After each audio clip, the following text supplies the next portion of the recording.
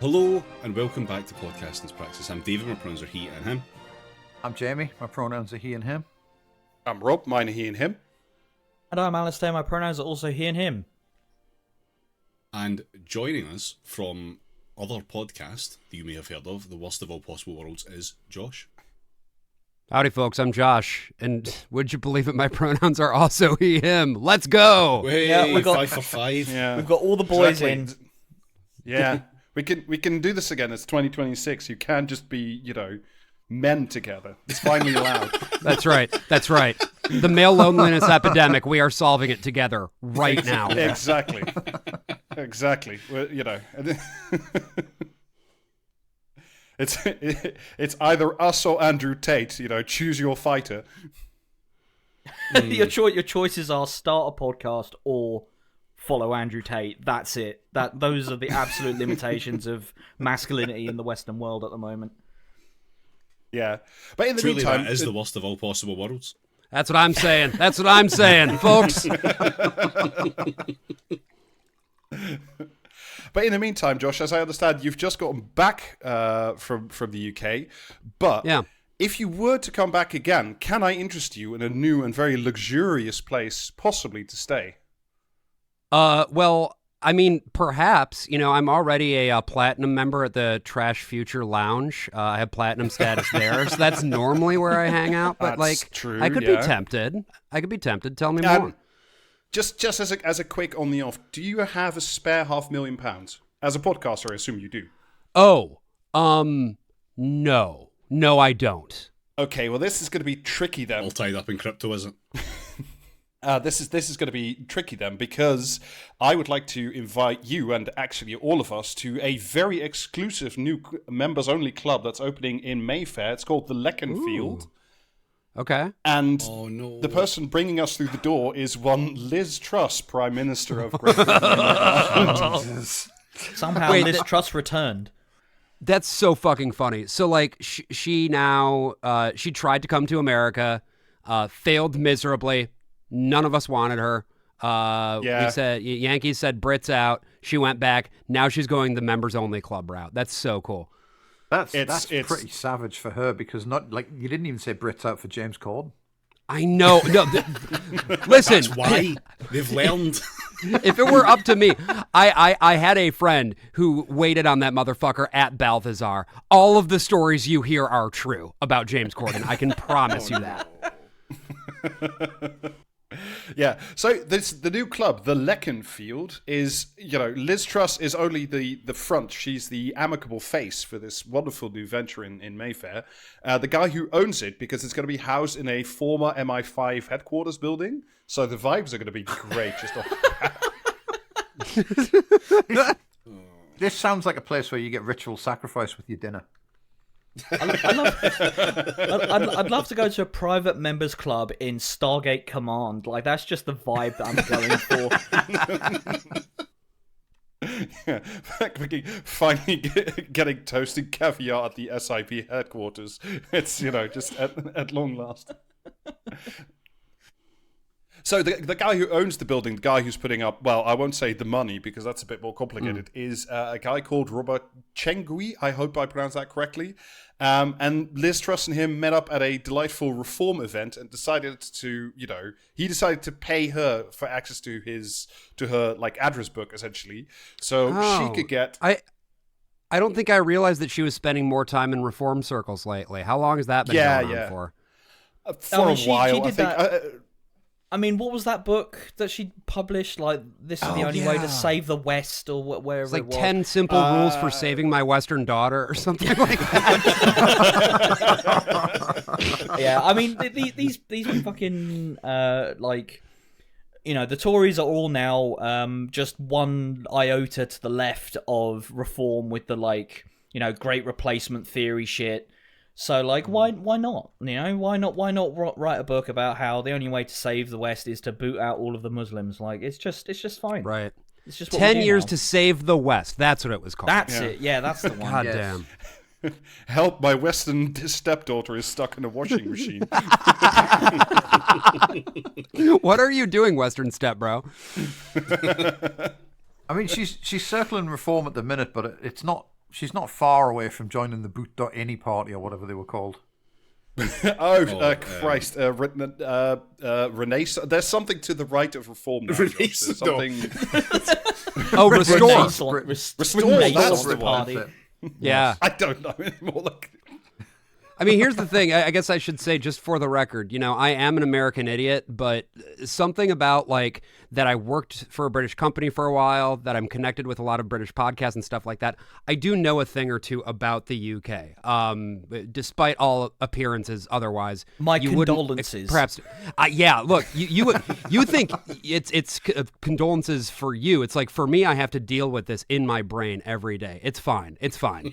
I love Liz. I love Liz Truss, man. She's so fucking funny. Like, there could not be a funnier avatar for a Mayfair members-only club catering to weird Tories. It's so good. Yeah. Well, it's incredible because there already exists, literally like a 2-minute walk, if you look at it on a map, there already exists a weird club for Tory libertarians called... No, not the dueling HS5 Tory clubs. Club. Yeah, it is dueling Tory clubs. This is called the existing club is based on 5 Hertford Street, so it's called the 5H Club. And according to The Guardian, Liz Truss has literally been roaming the halls of the 5H Club, like trawling for members, being like, look, I know you're sitting here, I don't know, but would you like to wander across the street with me? Lurking in a dark corner in a trench coat, just going to Tories passing by. Psst, hey, you want to learn about the Great Replacement? Oh, that's so gauche. I love it. Like, that's just simply not how it's done, and she's doing it anyway.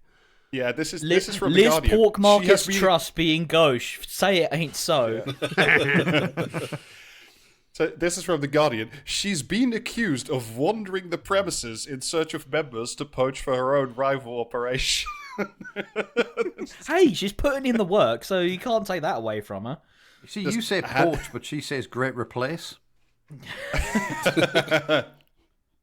I mean, by all accounts, it's not going great now. This is from the same article, quote, one former cabinet minister and member of the 5H Club simply laughed when he asked if he would become a founder member of the Leconfield.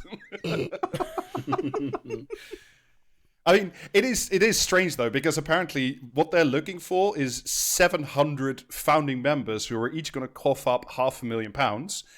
But in order to get you through the door, what they've done, Liz Truss and this Robert Chengui guy, is if they want you, they have sent you a black lacquered box with the fake coat of arms of the Leconfield Club embossed on the top of it.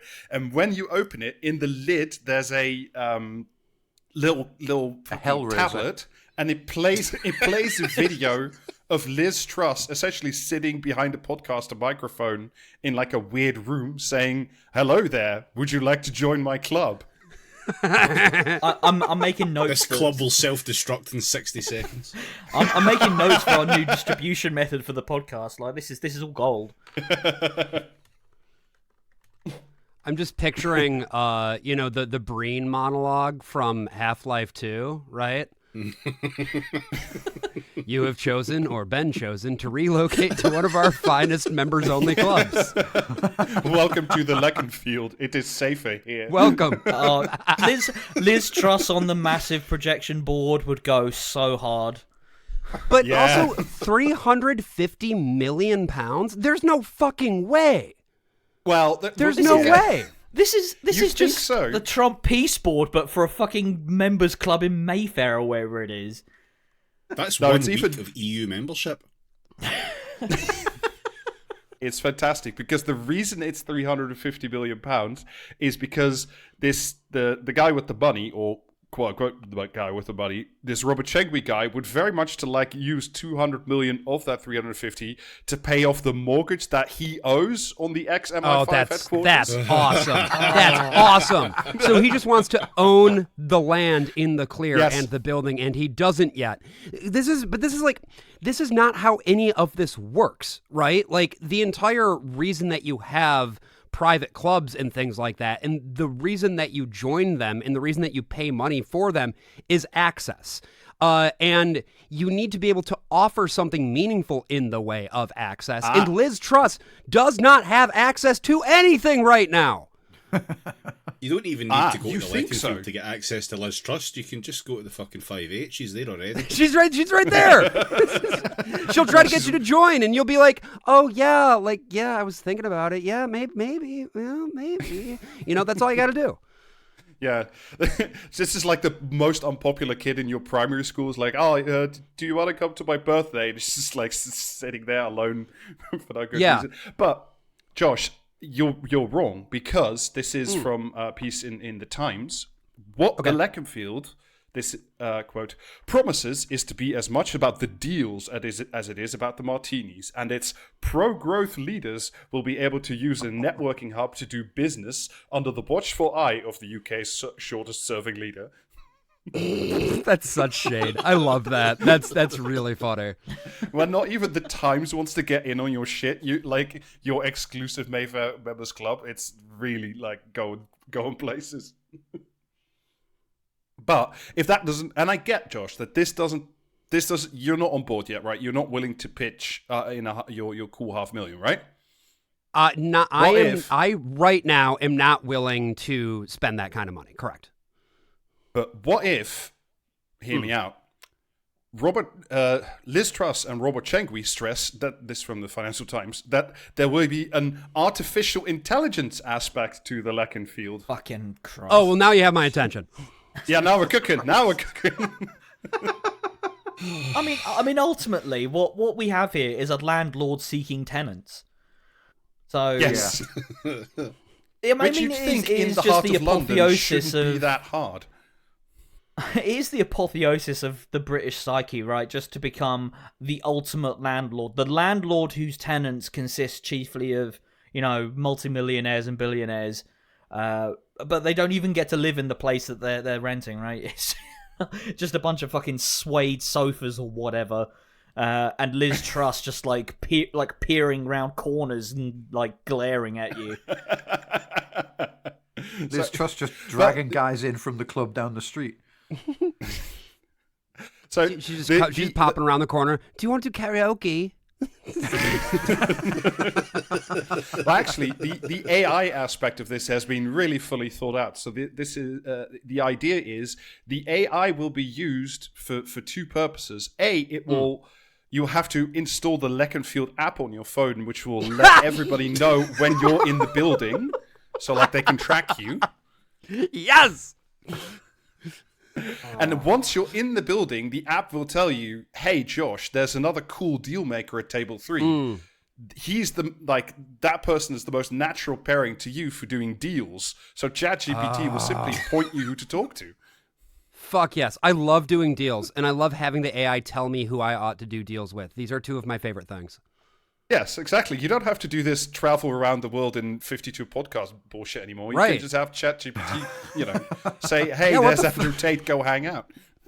What the fuck am I doing trying to go on podcasts that are actually entertaining and relevant to my interests? What is wrong with me? Actually, I think with that attitude, you're not a natural fit for the Leconfield. It sounds, being on the vetting committee, as I so clearly am, I don't think it's going to work out. It's fantastic. This is a little bit more from the article about this in the Financial Times. Robert Chengui, who compares the Leconfield AI to ChatGPT, but 10 levels higher, says Absolutely. Liz Truss will run the AI aspect. So it's ChatGPT. It's ChatGPT, but with 2 more feet. Is that what he's saying? Yes. Well, there's a fantastic coda at it, because every article about this is essentially full of shade. And the coda too is the next line from the FT that says, "This seems news to Liz Truss." That's great. Hey, you ready for this one? Check this out. She's going to run the AI aspect, but here AI stands for a iceberg lettuce head. Got him.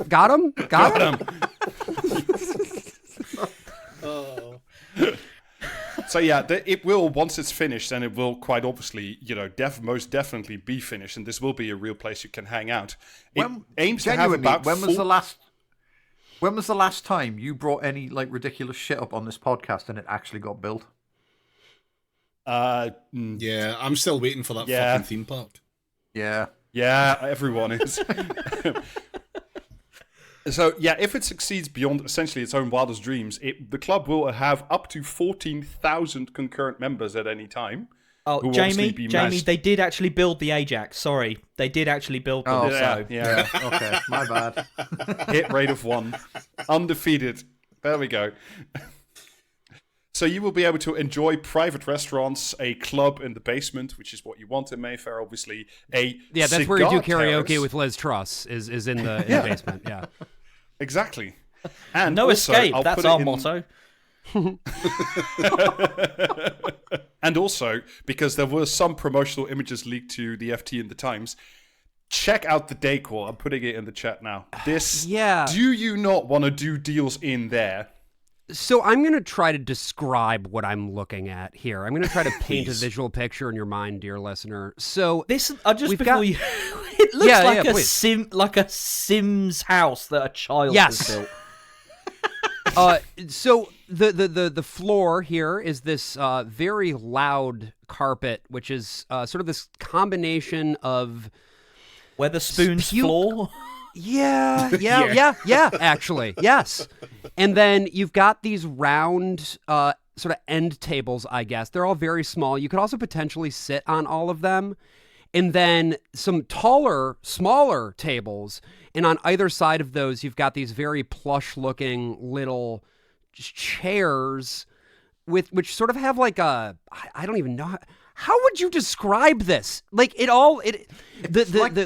is the room equivalent of that image that's meant to represent what it's like to have a stroke.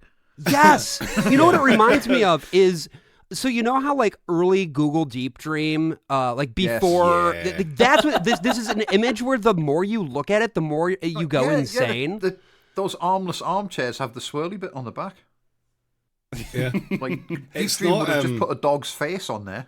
Yep. Aye, I just can't see the dogs in it, but it is a dog nightmare picture for sure. I think the thing that bothers me most about this place is those tiny little like the tall tables in between the weird velour like armless armchairs. Yeah, are those two handles? Convenient looking table. They look like it looks like a little table that's too small, to have more than like a single drink on it at a time. Which each one looks like it's got a single like pint of Guinness on it. Is that what it is, or is it a big honking candle? I genuinely it probably is a candle. But I think my favorite thing about this image is that they've just randomly applied a marble texture to like 2/3 of the surfaces. I think that's real black marble there on the wall, and then you've got these like archways that are sort of like it goes into the wall a little bit. You've got these little areas that you can kind of tuck into, and there are these little love seats that are like into the wall, and then there's these absolutely insane like brass sconces that are on the wall. This is driving me crazy. I can't look at this anymore. I'm going to go. Hey, look, you can see where they're spending the money, can't you? Yeah. You know what? Because I love to make deals. That's right. You know what it is to me? It took me forever, but what this reminds me of is the first opening level strip club in Duke Nukem 3D from 1994, I want to say. God, can you imagine ensconcing yourself into the black marble wall at the fucking Leconfield Club while you sit there and watch Liz Truss sing karaoke? God, what a life. Yeah. It's like if you get in one of those alcoves, there's a painting behind you for everyone else to look at over your head. Yeah. That's got to be really comfortable. Like, they look like there's a little lever hidden behind the painting so that the whole thing just spins round. I was literally thinking exactly that. Actually, it does look a bit like the way the Thunderbirds launch, doesn't it? You know what I mean? It tips your ass backwards. Yeah. All right, so essentially what I'm hearing is I can put 4 of you down for a maybe, and we'll send you all a lacquer box with... I'll look. If the video is interesting enough, right? We'll look into it. Yeah. If the video has real like 90s FMV game intro vibes, I'm down. If the video contains full penetration, I'm down.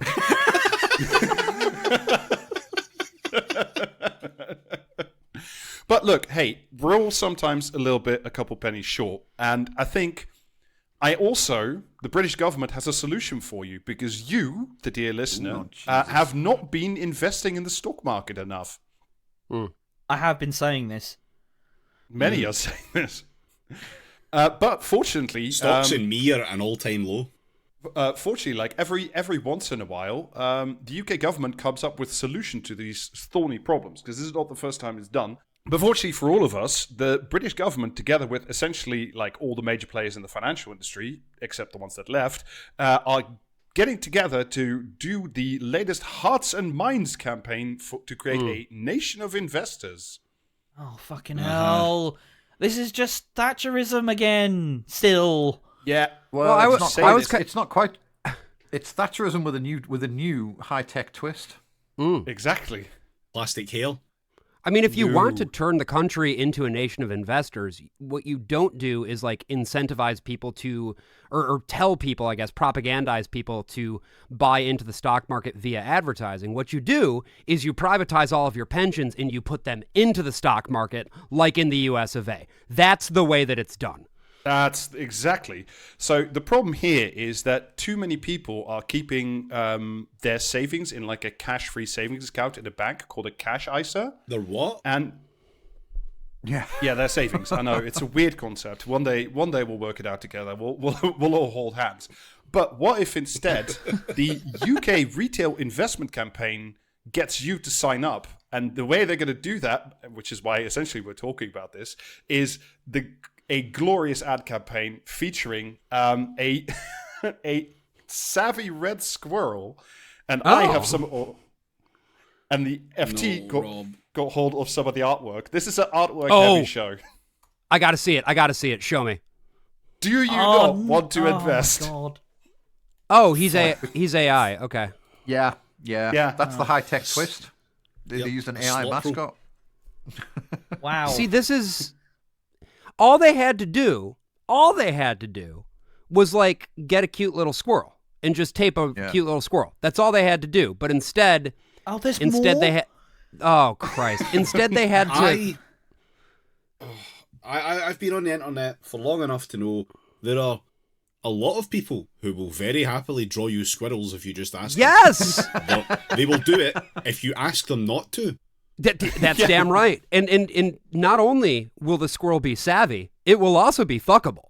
You know, if you just get somebody to draw it. Yeah.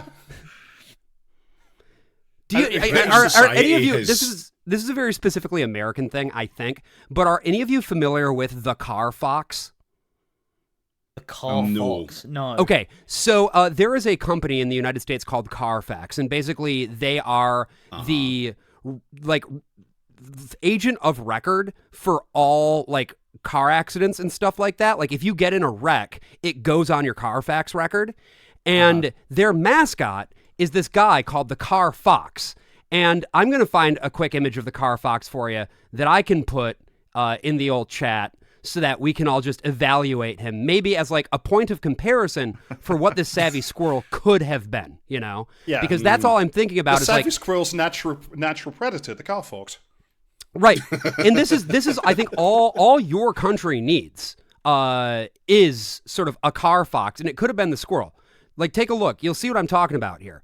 That is, do I want to fuck this fox? Personally, no, I do not. But there are many who do. And I'm going to send you one more. That's a furry-con thing. That's a furry-con. Yeah. And here's another one of the car fox. Here he's sort of like giving bedroom eyes to a man in a different Carfax ad. And you can see here. Okay, we know who they hired. Okay, right, but you see what I'm saying? You could have had this. You could have had this, and you could have had so many furries in Britain signing up for stocks so that they could fuck the savvy squirrel. It's a growing market. market. No, but we used to. This is the country that had the caramel bunny. I was just about to bring her up. Yeah, yeah. Like British society these days is too backslid. Oh to deal with shit! the I wasn't familiar with her. Animal. Holy dude! I am not familiar either. I need to look at this.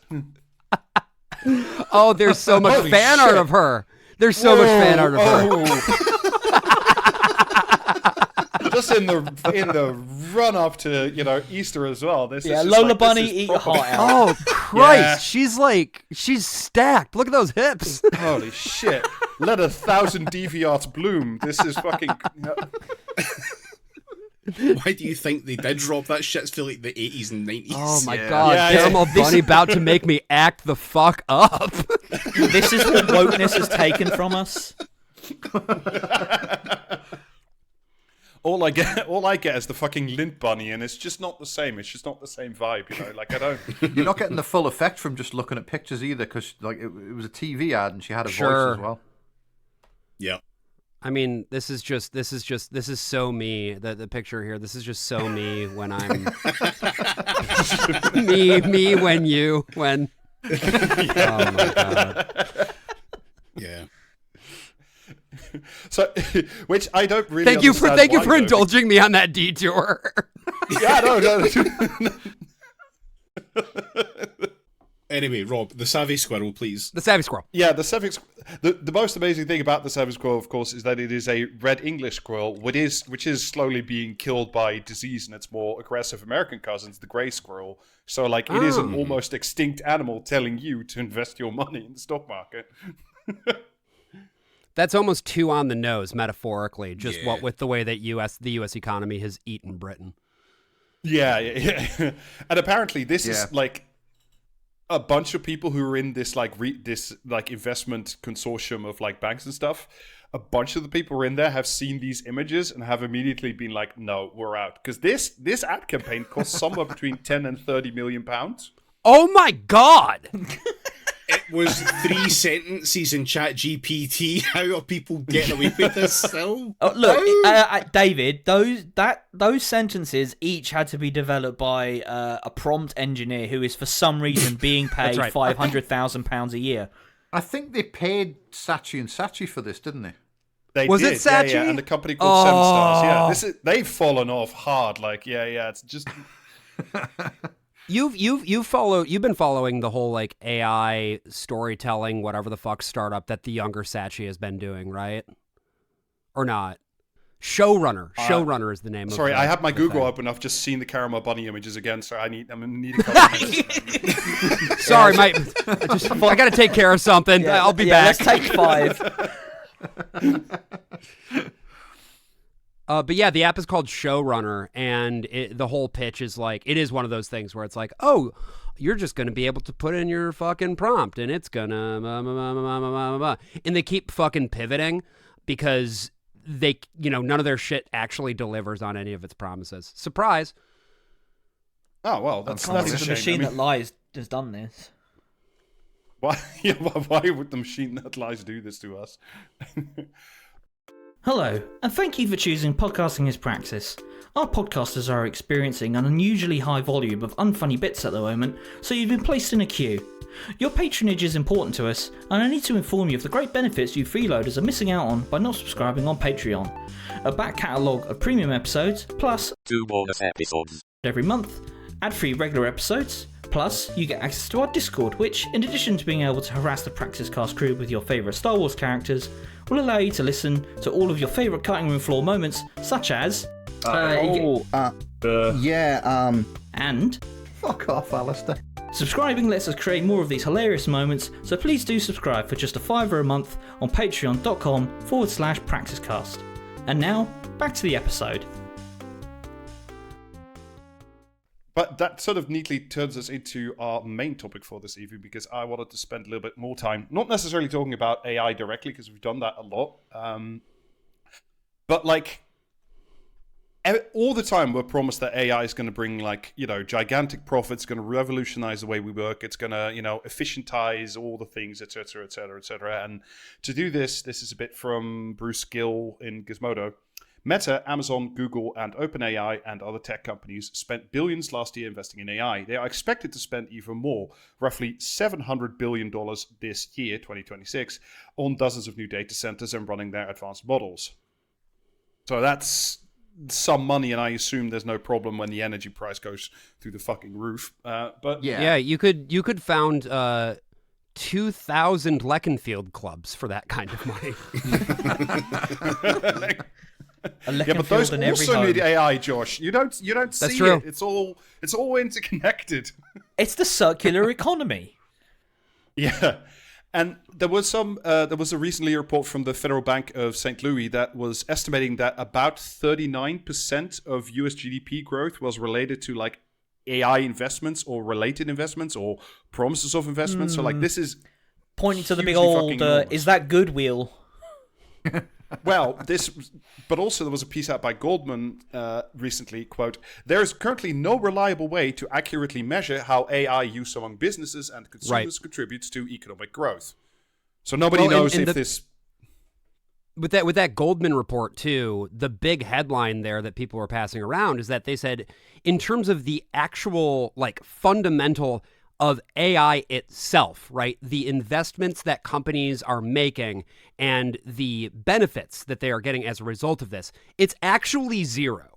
Like all of the growth is coming in the form of the fact that, there's all this investment being made into these technologies and these data centers and stuff like that.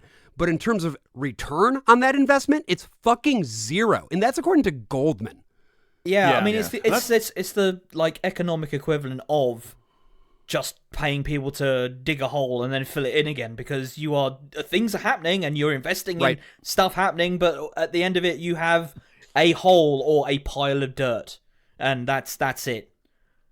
Yeah, so that's kind of what I wanted to talk about today, because there's been some good reporting specifically from The Guardian by Farsha Bansal and The Financial Times by Rafe Rosner-Udin and Kenza Bryan, they've written like a bunch of people that I've sort of cobbled together for this,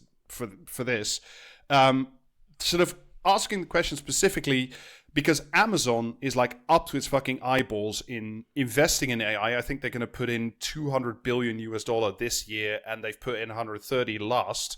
So they're super keen on like, let's get this to actually work. How does it work when a company the size and scale of Amazon starts like cramming AI down the throat of its entire workforce? Less of the workforce than there was before, I should very clearly say. I mean, it feels like we're at the stage of like fucking Meta's virtual world, the name of which escapes me already. Meta Horizons. Horizon, yeah, like Pets.com or Horizon Worlds. Yeah, legs are coming soon. You excited? Yeah, we're still waiting on those legs, man. I will never forget that picture of Mark Zuckerberg's like Wii avatar guy in front of a shitty Eiffel Tower model on like a green plane. Carve that on my gravestone. That was so good. So fucking good. Yeah, all of our like highly esteemed tech companies have looked at the massive success of legs and gone, that cost Amazon Meta what? Was it 7 billion? 14 billion? Almost. 70 billion, sorry. Yeah, billion. Yeah. It was a ridiculous number. My personal favorite of that era wasn't like the thing with the Eiffel Tower. It was that thing that they produced later where it was like this zoom in on like a digital gymnasium where they were having like an AA meeting. The AA meeting. Yeah. I don't think I remember that one. That's so cool. It was to showcase how it worked, and it basically just a bunch of people in a virtual school gymnasium just chatting to each in other. A circle. It looked so depressing. Yeah, yeah. Like you could picture, you could imagine anything in cyberspace, and it was an AA meeting. Like you know that scene bizarre. in Fight Club when they do the AA meeting or the cancer survivors meeting. You know that really depressing room. It's like that, but slightly more cartoonish.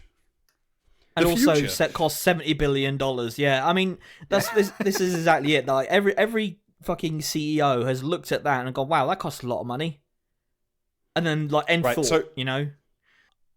There's sort of a social contagion thing that happens, right? Where one person, let's call him Mark Zuckerberg, for example, will be like, "Oh, I think that the future is going to be hanging out in a digital space together using VR goggles," and then everyone else will be like, "Huh?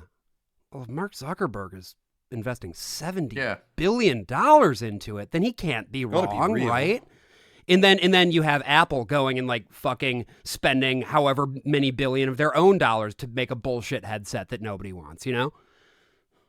Yeah. Oh, the ski goggles that cost $3,500 or something, or $4,000. I think it was like $4,000. Yeah. I think we talked about them on the podcast, and they were just released. It was just like, you can look through these ski goggles and see your agenda in 3D. Right. Cool, man. Or I could just open up my notebook. It cost me $5. Like, what are we doing? But this is the newest iteration of that. And what I'm interested in is like, when a company of this scale that is this invested, like, tries to make AI, they want to make it work, and they are trying. So this is a bit from the article in The Guardian. When Dina, a software developer based in New York, joined Amazon 2 years ago, her job was to write code. Now it's mostly fixing what AI breaks. The internal AI tool she is expected to use, called Kiro, frequently hallucinates and generates flawed code, she says. Then she has to dig through and correct the sloppy code it creates, or just reverse all the changes and start from scratch. She says it feels like I'm trying to AI my way out of a problem that AI caused. I and many of my colleagues don't feel that actually makes us that much faster, Dina said. But from management, we are certainly getting the message that we have to go faster. This will make us go faster, and speed is the only number one priority. Just days after speaking to The Guardian, Dina was laid off. Yeah, I mean, you probably shouldn't do that if you want to keep your job, but she's right, you know. I saw yesterday, actually, the CEO of Fifth Third Bank, which is one of the larger regional banks in the United States, went on Bloomberg. Bank.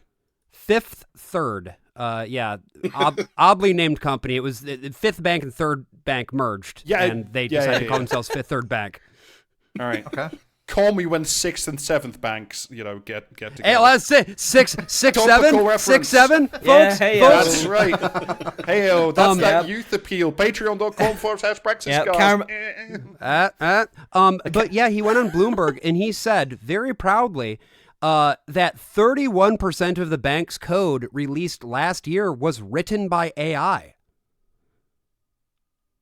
That's good. I mean, I advertise that personally, but I'm built different. If that's true, that's going to really come back to bite them in the ass sooner than later, given everything that we know about this tech. Yeah, I mean, look at Amazon. How many of the last 5 major outages that they've had have been caused because they've been using AI generated code? And surely any sort of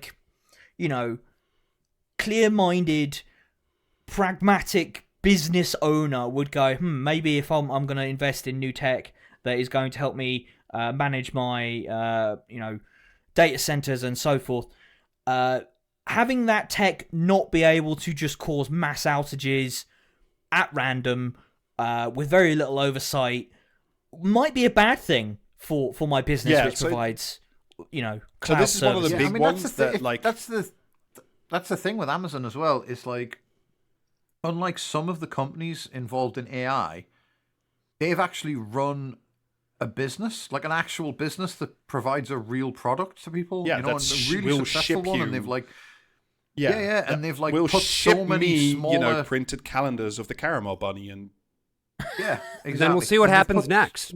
Who can say? But they've put so many smaller retailers out of business over the years because they were like, we've got the scale to just undermine everyone and everything, and it's gonna make such a huge dent in the global economy if they just disappear into a pit because they decided to tip all of that stuff off to one side and set it on fire to fuel their AI. I mean, all of those are real world production chains that are in logistics chains that are heavily dependent on a lot of things working well in sequence. Yeah. And the more of this bad code you commit, and there will be bad code invariably as you use this AI bullshit, the more likelihood there is of committing something that's going to cause something to seriously go wrong.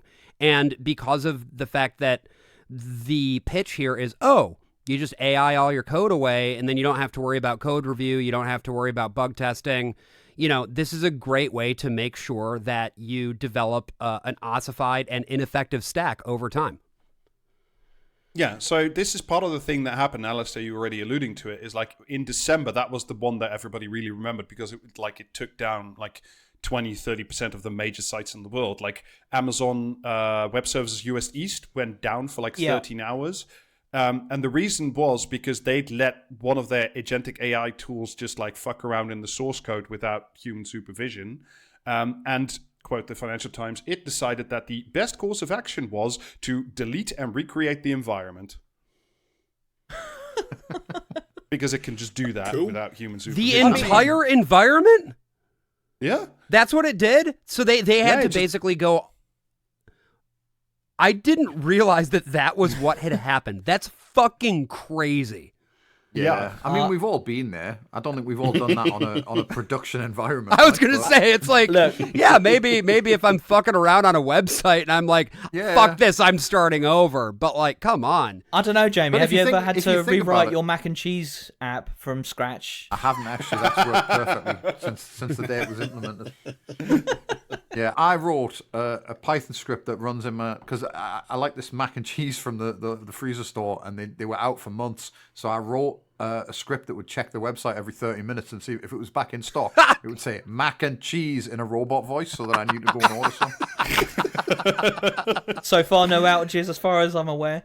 Nah. No, it's worked perfectly for months. Jamie, that's how I know that you're a real hacker, because like those are the sorts of things that only a real hacker would do. Whereas somebody who's full of shit is going to be like, oh, I'm going to put together my agentic AI and it's going to check for me and it's going to fuck off. Write a goddamn script like an adult.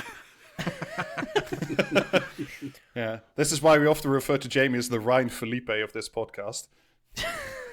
I mean, I love seeing all those sort of end user people essentially who have like fully bought into the AI hype. Like AI is going to supplant all human endeavor, it would seem. Like there was one guy who was like, oh, I gave I think it was Claude or whatever, gave it access to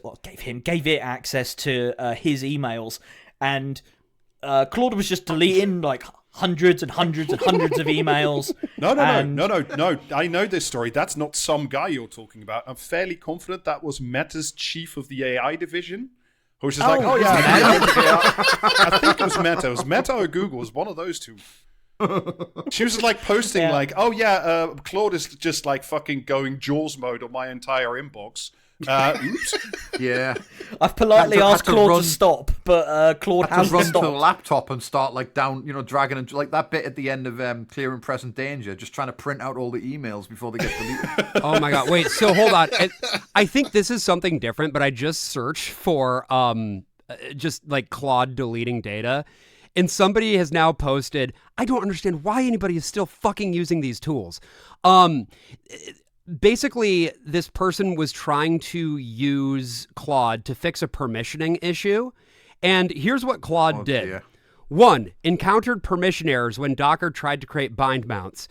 2, decided to switch from bind mounts to Docker named volumes. And 3, this is my favorite, ran rm-rf data / to clean up the old folder. So in other words, delete the whole goddamn directory. All of it. Yeah.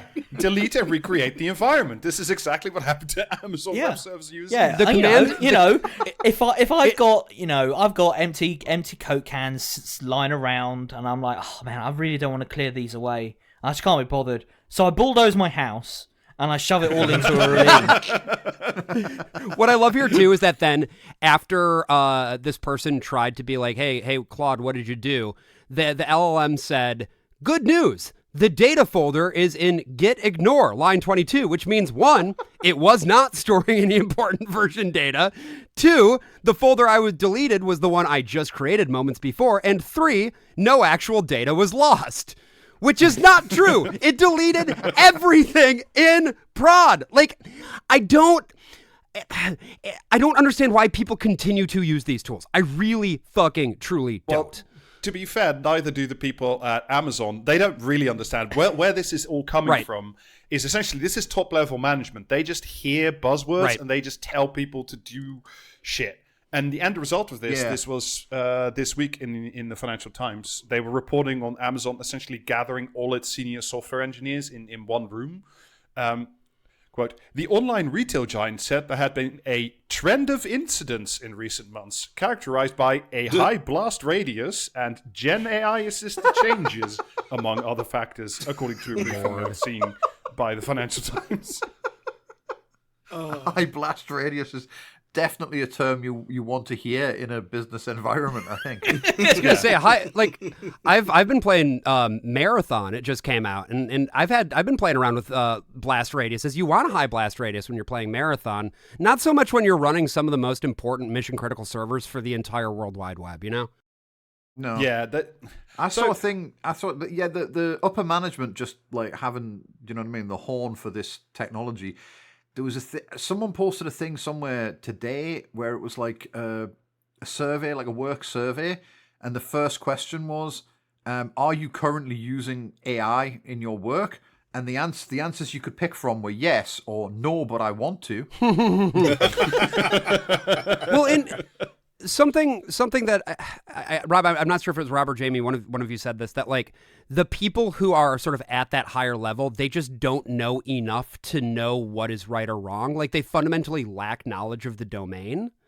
And I think this is the thing that I'm just starting to put together now that I find so striking about all of this, is that the only way that you could ever have this kind of advent of AI technology, again, AI in big air quotes, right?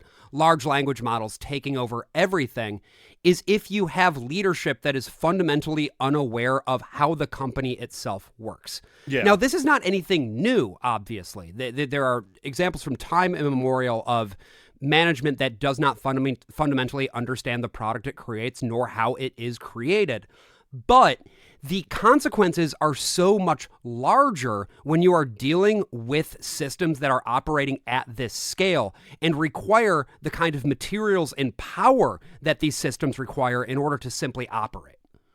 Yeah, I mean, this is very similar to post-2008 when like they had a bunch of hearings with like financial CEOs and they all said, oh yeah, we have no idea how a CDS works or like how the mortgage market linked to our product. We didn't know what the fuck was going on inside that. It's like, well, maybe if you were big enough to blow up the US economy, you should have like not done that or have I mean, to be fair, like if you're the Amazon CEO, you can't know anything, everything from like how to drive the van to how to write the code to how to ship the Labubu. Like it's fine, but but still there are some limits. Yeah, the thing is, right, the problem is the management respect like dipshits more than they respect their employees. Yes. Like, so you hear like Elon Musk or some other clown like telling you that like, oh, this thing's amazing, it's God, we invented God, we put it in a box and now it'll solve all your problems. And you hear it like journalists repeating it endlessly, and you workers tell you, well, that's bullshit though, it doesn't actually work, we've used it and it's really bad. And you think, well, who am I going to believe? Am I going to believe these pig people who I pay to stay out of my line of sight and like toil in the mines, or am I going to believe that guy who owns 7 yachts? Do you know what I mean? Clearly the yacht guy must have something going on. Yeah. So in that context, this is a bit from an open letter from the CEO of Amazon, a guy called Andy Jassy. This is written in June of last year. This is called Some Thoughts on Generative AI. It is unbelievably still freely available online because I would, if I'd written something this embarrassing, I would have fucking sat on the white tatami already. But so he asked Claude to delete it, but that was how US East went down. They identified the wrong directory. Yeah. First, we have a strong conviction that AI agents, because this is all about agentic AI, right, will change how we all work and live. There will be billions of these agents across every company and in every imaginable field. There will also be agents that routinely do things for you outside of work, from shopping to travel to daily chores and tasks, like ordering eggs from Michigan at $12.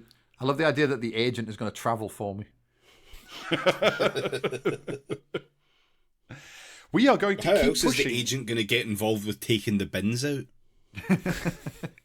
Just, you know what I mean? I'm sat at home like working while my agentic AI is driving a Roomba around a dance floor in Ibiza or something like that. Yeah, Finally I've find outsourced that my forbidden anxiety third to room. my AI that's just sweating over my egg order on the daily and that. Sending my AI onto the dance floor to reach up for the damn lasers. We are going to keep pushing to operate like the world's largest startup. You're Amazon, you're not a startup. Come I don't know what to... Oh man. Yeah.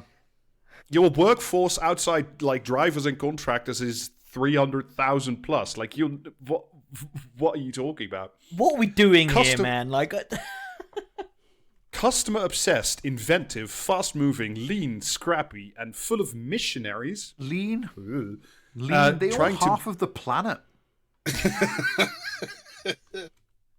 Trying to build something better for customers and a business that outlasts us all. Now, and of course, the kicker to it, because that's just word salad, right? This is the only important thing in that entire letter.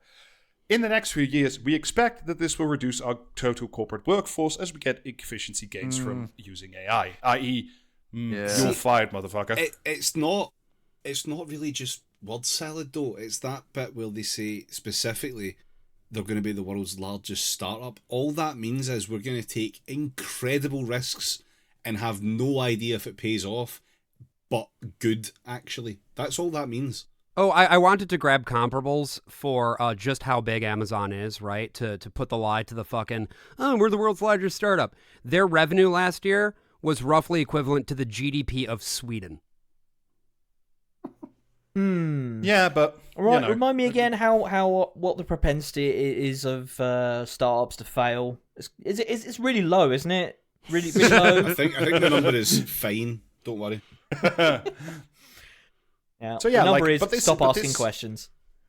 But this is already I think happening, right? What we're going to see is a golden age, right, of programmers being hired back to unfuck things.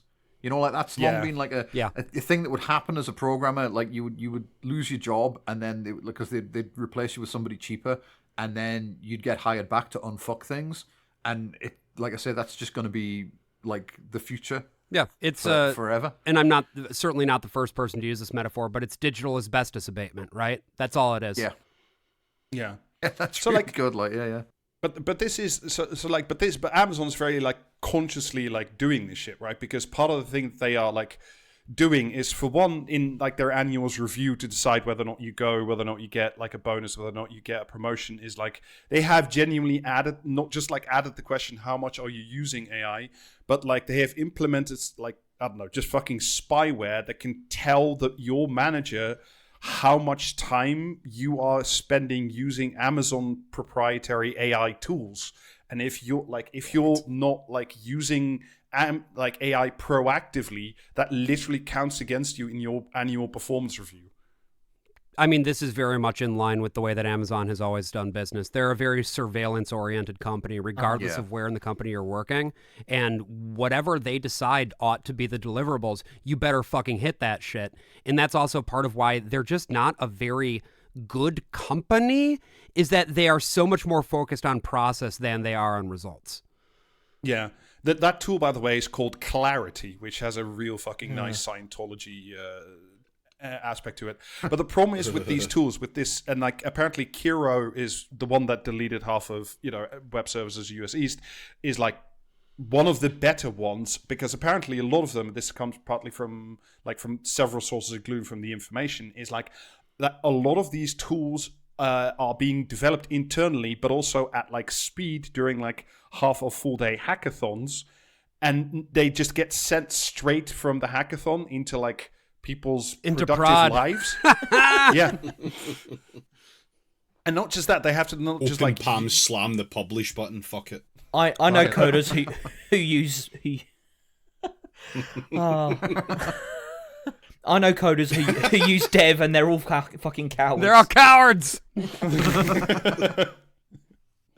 So like these are not just like half-baked tools, but the problem is because they are half-baked and they get sent straight into like productive use, not only are you as an Amazon employee constantly like having to fix the broken shit, like the employee that we started with, like Dina, you also spent the rest of your time sending in feedback reports to whoever developed the half-baked thing because, they have to iterate internally. So, like, you spend your time either fixing the thing or telling whoever, hackathon it together in 20 seconds to do it better, which...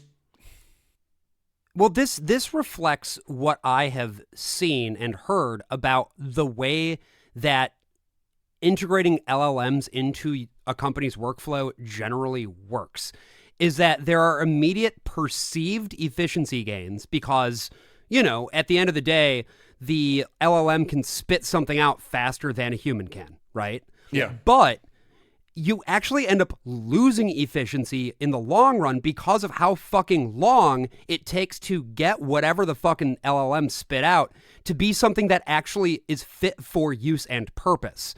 And on top of that, it's also that the people who are then outsourcing more and more parts of their job to LLMs, because they end up getting over encumbered with all of the new things that they now bring into their workflow, they no longer have the time or the energy to do their due diligence and make sure that the stuff that they are adding is useful and effective and bug-free.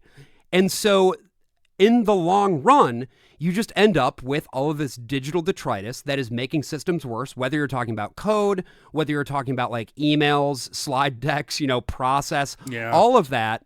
And you just get bogged down in this fucking bullshit because that's all that LLMs do is they generate bullshit that has the appearance of something meaningful. Yeah. I mean, the thing and there, then when it gets really fun, that half-baked system starts interacting with another half-baked system and sort of spins out of control and creates results nobody can like reproduce or like sort of wind back because it's just two LLMs fucking in mating season. Yeah, I mean the thing there though with like the like you say it reduces efficiency because people have to correct what the LLM's done. But the big plan is that like eventually, to the management, that's a temporary thing, right? Like, because eventually the end goal is it'll get better at what it does, and you'll be able to get rid of the person who's like correcting it, and then it'll just run on its own, and you'll be so much more efficient. Right. And so you can run the company into the ground right now because in the future you'll be able to fire everyone. Right. Yeah, well, they would rather an inefficient and wrong machine than like an efficient and right person. Yeah. Mm-hmm.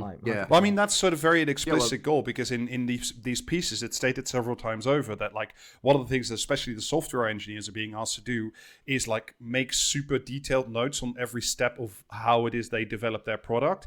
And clearly, like these people are not stupid. They are writing, the Claude instructions for their own eventual firing.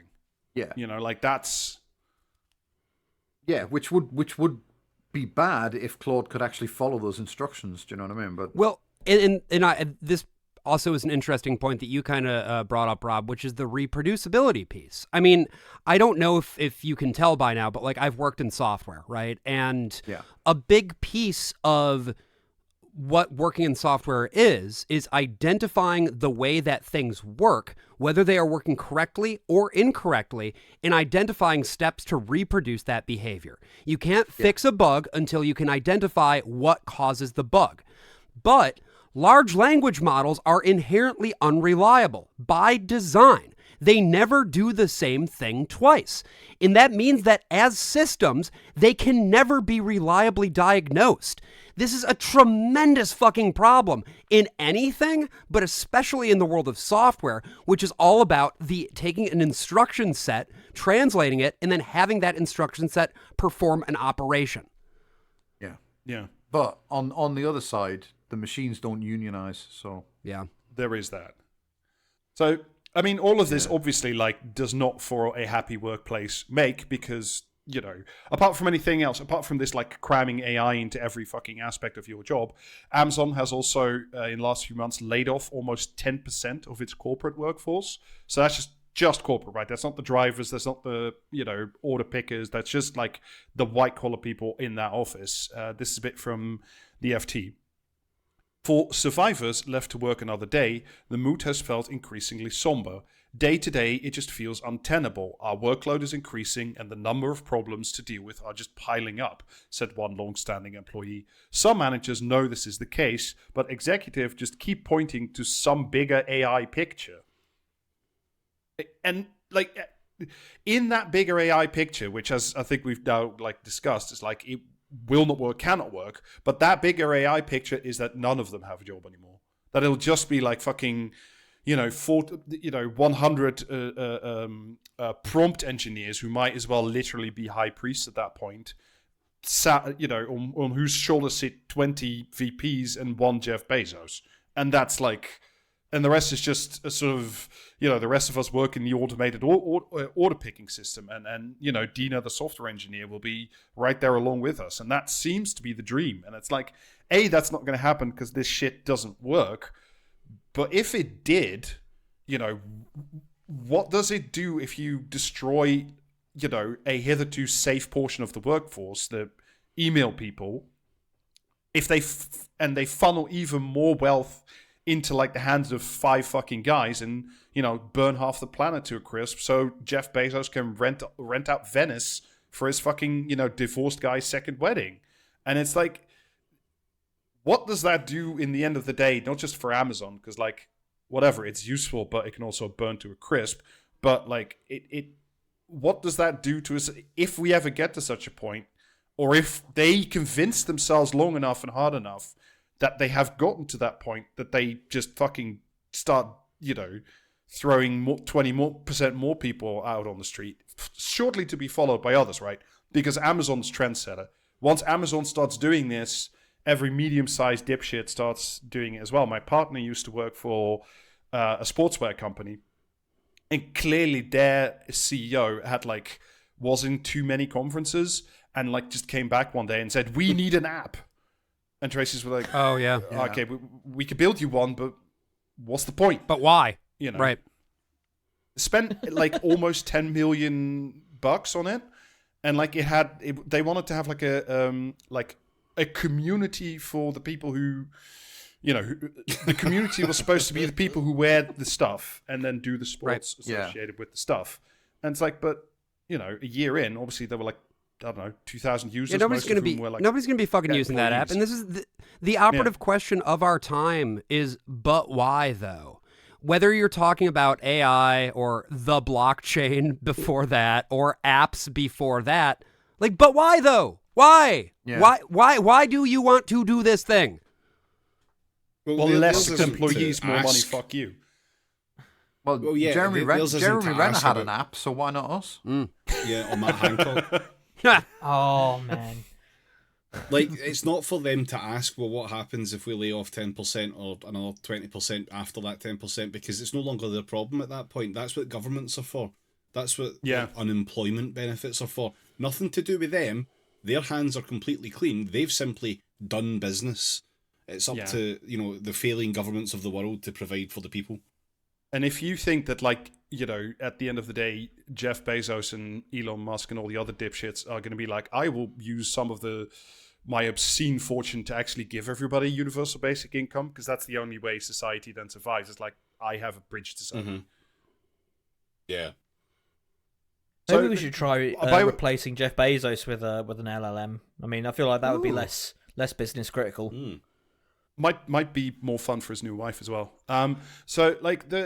The employee response to all this, because there is one. That's kind of where I wanted to wrap up on this. It's so there's now an open letter from 1,000+ Amazon employees. You can read it on AmazonClimateJustice.org, which lays out many of the problems related to this. Not least of which is obviously, if you run all this through AI and the energy use goes through the roof, along with all the other energy use we have, along with the current Middle Eastern kerfuffle, we will do a pod about it one day, I promise. How does that work? And people at Amazon specifically are currently being asked to make the tools that make themselves redundant. Yeah, and all of this in the end, and that's the really creepy sort of big society thing, is you create a militarized surveillance state, like we saw it last week when the military said, oh no, we don't want to do with Claude because you people have some vestigial attachment to human rights. They didn't. That's the whole thing. But like, read Ed Zitron about that. And like, then fucking Sam Altman with his weird little face stepped in and said, "Oh yeah, fuck it, we'll do it."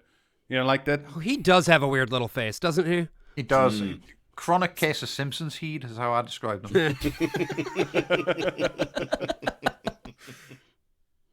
So yeah, like if you look at not the promise of AI, not that we will build a data center that doesn't really exist and will probably not be built, and you don't have the energy capacity to build it out, even if you did, you know, all that stuff. This today, it doesn't work. And the weirdest thing, maybe not the weirdest thing of all this is, but like one of the weirdest things about this is like, even a lot of CEOs, CFOs, and other top-level executives seem to know this, because there was a recent study out by the U.S. National Bureau of Economic Research, it's just a non-profit, and they asked almost 6,000 of like really senior people, what about AI? And like, from this, just I'll give you the last little bit from the exec summary. It's like 70% of them use AI actively in some capacity, but that could also just be like to say, where are we going for dinner tonight? But, quote, firms report little impact of AI over the last 3 years, with over 80% reporting no impact on either employment or productivity. And the last conclusion was, fourth, they do predict sizable impact over the next 3 years. So it's dog shit today, but tomorrow, baby. Any day now. AGI, it's coming, bro. Just one more data center. Just one more data center, bro. I promise.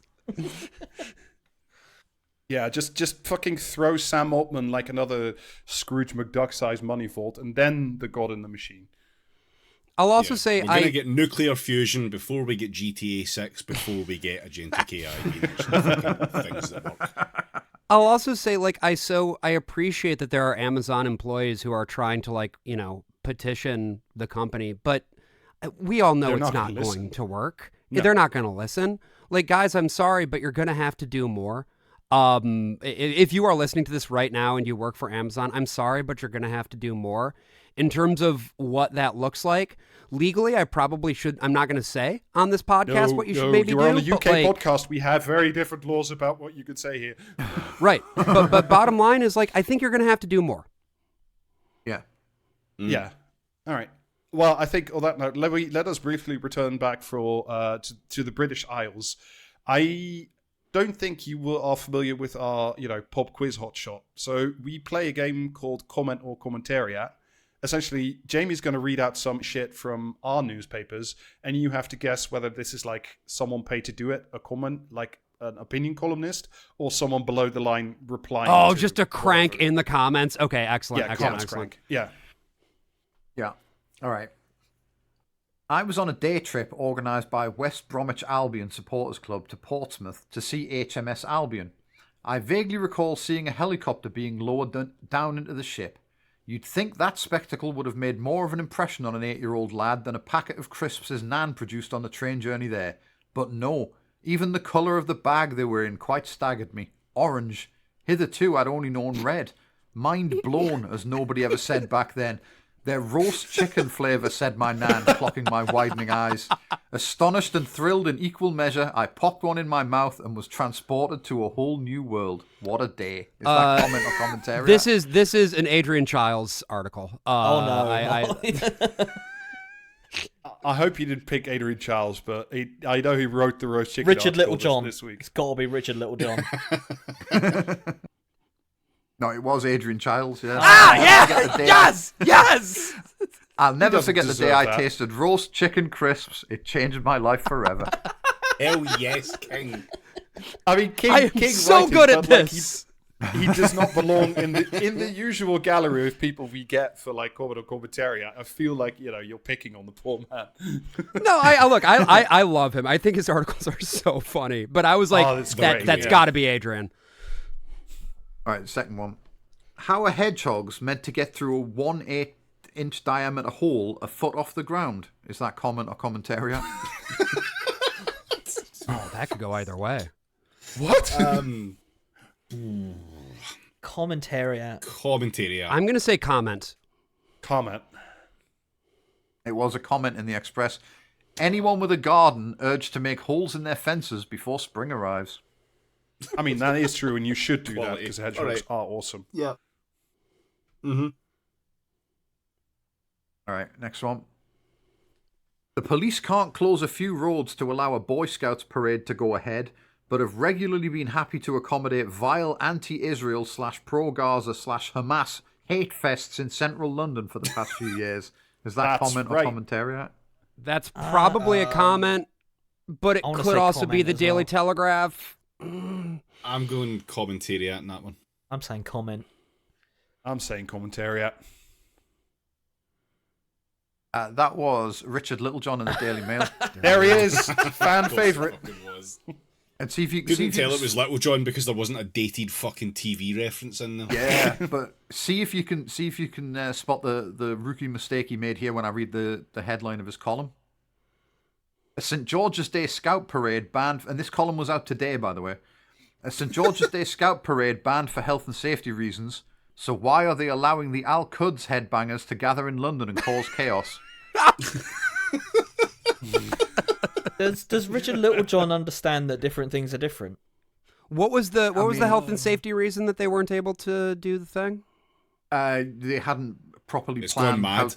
They hadn't properly planned how to redirect traffic around all the Boy Scouts. So well, you don't want a Boy Scout to get hit by a fucking car. Like, come on. Yeah, but also, Well, it will toughen the rest of them up. That's true. they aren't allowing the Al Quds headbangers to gather in London. So he Yeah. should have maybe not submitted this column a few days early. Al Quds Headbangers would be such a sick name for a punk band, though. It would, yeah. All right, last one. Thank God. Starmer fears nothing more than a bad headline. Once he accepts that the headlines are always going to be bad, he might turn out to be fearless. Is that comment or commentary? Commentariat.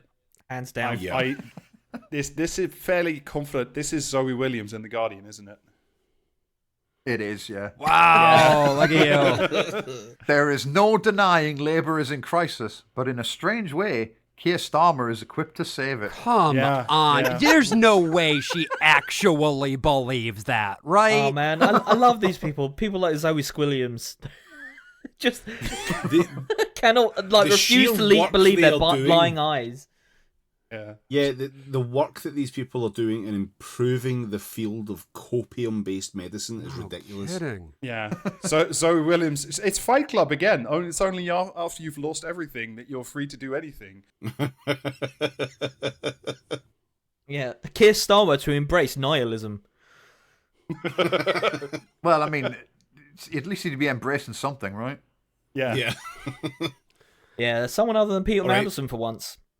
I'm thrilled to announce that nope, that was not Keir Starmer. Hold on, I gotta get there. Sensible. I'm very excited to announce that. Nope, that's lost. It's gone. I can do it sometime. The joke was going to be about Keir Starmer endorsing the Al Quds Brigade, but I just wasn't able to get there. And he's trying Truly, to do we've it. been robbed. You need to get more in the okay. nose for it, I think. Yeah, it's like nah. Right, that'll do us for this. Thank you so much, Josh, for continuing your world tour of podcasts on this little shit show. No, this is a blast. Thank you so much for having me on. Oh, it's been a pleasure. If the dear listener of this very podcast is interested in hearing more of my voice, I also co-host 2 podcasts. One of them is called The Worst of All Possible Worlds, where we talk about media and media analysis. And every week we just talk about a different piece of media. We are running the gamut from video games to movies to TV shows to evangelical Christian children's radio drama. If any of that is of interest to you, come check us out. The Worst of All Possible Worlds, again, in your favorite podcast client. I also co-host a podcast called Ill Conceived, which is about natalism, the ideology that sees declining birth rates as the most pressing policy matter of our times. That is not our position, but it is a position we're interested in interrogating for a variety of reasons. Turns out there's some real fucking weird freaks who want you to be worried about. Yeah, we did an birth rates. episode on that couple in New Hampshire. Oh, yeah? With the woman with the weird round glasses whose names are. Oh yeah, her. Simone Collins. ones. Yeah. That's the one. Yep. friend of the show. The 18th century cosplayers. Yeah, her whole deal is so weird. Anyway, yeah, that's Ill-Conceived, again, is the name of that show. I co-host it with my friend June, who you might also know as Juniper on the social medias. So whether media analysis or discussion of birth rates sound interesting to you, or both, come check out my shows. And thank you all again so much for letting me hoot and holler for an hour. Oh, thanks for joining us. Yeah. Yeah. Thank you for introducing me to the caramel bunny. My day, night, weekend, back to the rafters. It's been a whirlwind tour. I'm gonna for us, patreon.com/praxiscast. 2 bonus episodes a month at least. I am still saying at least on that front. Also, Twitch streams available, twitch.tv/praxiscast, and merch available, praxiscast.tmail.com. There will be a stream on Sundays again. I'm alive. Ooh. Yeah. Fun. Speedway. All right. Okay, bye. Bye. See ya.